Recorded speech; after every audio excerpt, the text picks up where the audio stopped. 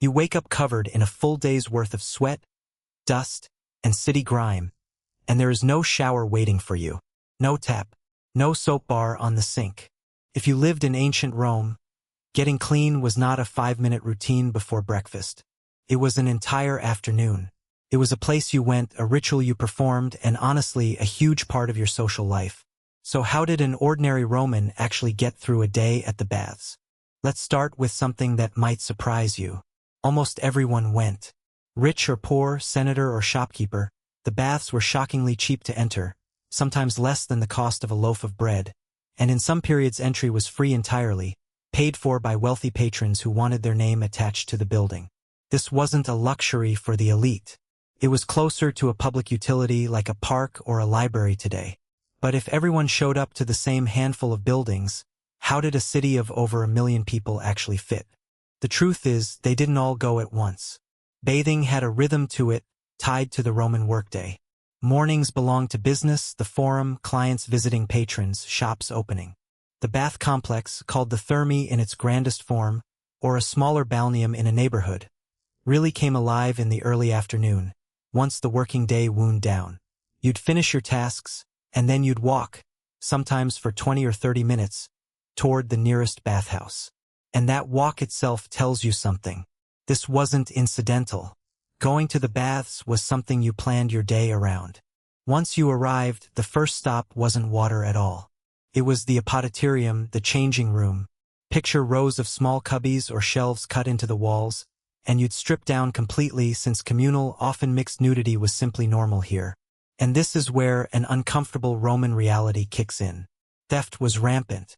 Poets and writers of the time complained constantly about having their clothes stolen while they bathed. And if you were wealthy, you didn't leave your things unguarded. You brought a slave to sit by your cubby and watch them.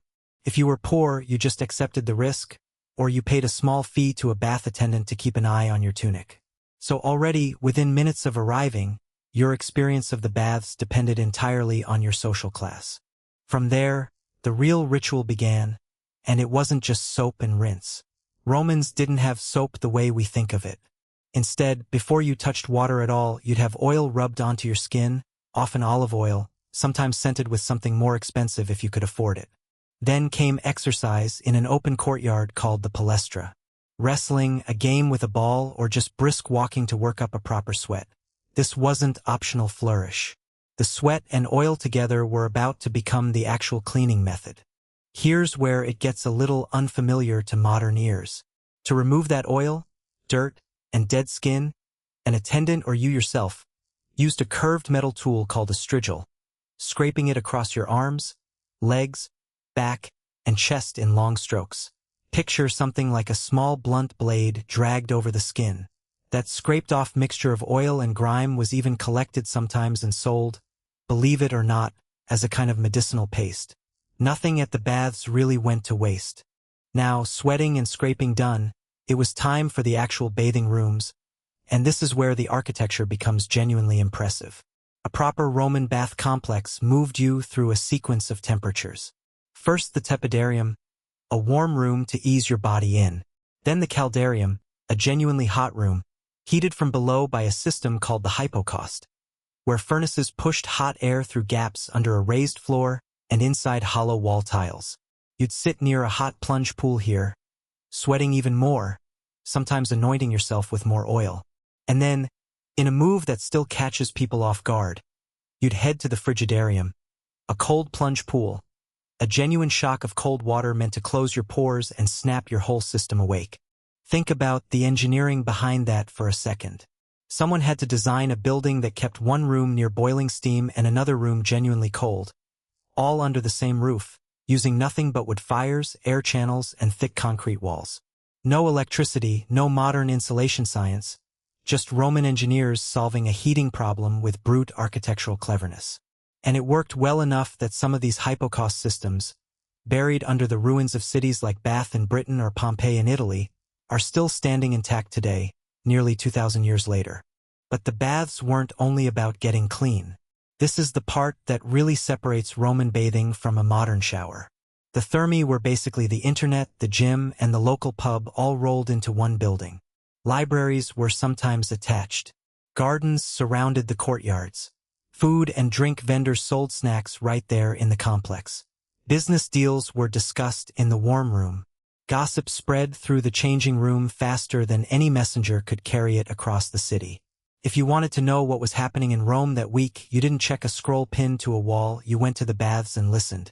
And here's where class friction really shows up. Officially, the baths were a place where a senator and a street vendor might share the same hot pool.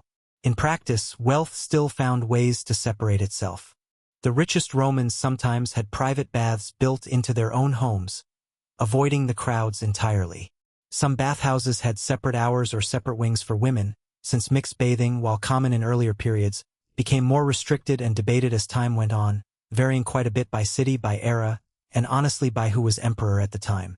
This is one of those areas historians still actively debate, since the written sources we have often come from wealthy male authors, which leaves the daily experience of Roman women at the baths frustratingly underdocumented. Now imagine you're not a senator, not a merchant, but a slave. Did you get to enjoy any of this? The answer is more complicated than pure exclusion. Many enslaved people worked inside the baths themselves, as attendants, as the ones scraping strigils across a master's skin, stoking the furnaces that kept the hypocaust running, or guarding cubbies of clothing. Their relationship to the baths was one of labor, not leisure, standing for hours in intense heat near open furnaces, breathing smoke, at constant risk of burns.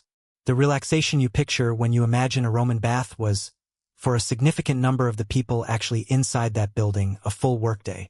There's also a darker side to consider, one that rarely makes it into the postcard image of marble columns and warm water. Sanitation in these buildings, while advanced for the era, wasn't sterile by any modern medical standard. The same pools were used by hundreds of bathers a day, and ancient medical writers occasionally noted skin conditions and infections that seemed to spread through shared bathwater. Convenience and risk sat right next to each other, the same way they still do in a crowded modern gym or pool, just without any concept of chlorine or filtration to fall back on. Water itself was another quiet engineering triumph hiding behind all this luxury. A major bath complex could use an enormous volume of water every single day, and that water didn't just appear. It traveled for miles through aqueducts, stone and concrete channels engineered to drop in elevation so gradually that gravity alone pushed the flow across entire valleys, sometimes carried on towering arched bridges you can still see standing in parts of the old empire today. Once it reached the city, it was distributed through lead and clay pipes to fountains, private homes of the wealthy, and finally to the baths, where it was heated, plunged into, drained, and replaced over and over day after day. Maintaining that system took an entire branch of Roman administration, officials whose whole job was making sure the aqueducts stayed clear of leaks, blockages, and, occasionally, theft by people illegally tapping the pipes for their own use. And the baths weren't identical from city to city, or even from decade to decade. In Rome itself, later emperors built truly massive complexes, the kind with soaring vaulted ceilings, imported marble, and space for thousands of bathers at once, built partly as genuine public service and partly as a political statement, a way for an emperor to put his name on something every citizen would use and remember. In a smaller provincial town, the local bathhouse might be a fraction of the size, heated less consistently, and closer in spirit to a neighborhood gathering spot than an imperial monument. So picturing the Roman baths as one single experience is a bit misleading. Where you lived and when shaped almost everything about how this ritual actually felt. By the time you finally left, oiled, scraped, sweated, plunged, and thoroughly gossiped to, hours had passed, not minutes. The sun would be lower in the sky. And that's really the heart of it. A trip to the baths wasn't a chore squeezed in before dinner. It was dinner's entire lead-up, a social event, a cleaning ritual, and a genuine architectural marvel experienced by an emperor and a bricklayer within the very same walls. So the next time you step into a 5-minute shower, rinse, and walk out barely thinking about it, remember that for a Roman, getting clean was an entire afternoon of oil, heat, cold water, gossip, and, for some, genuinely hard labor. Different city, different century, same basic need to wash the day off your skin, just answered in one of the most elaborate ways in human history.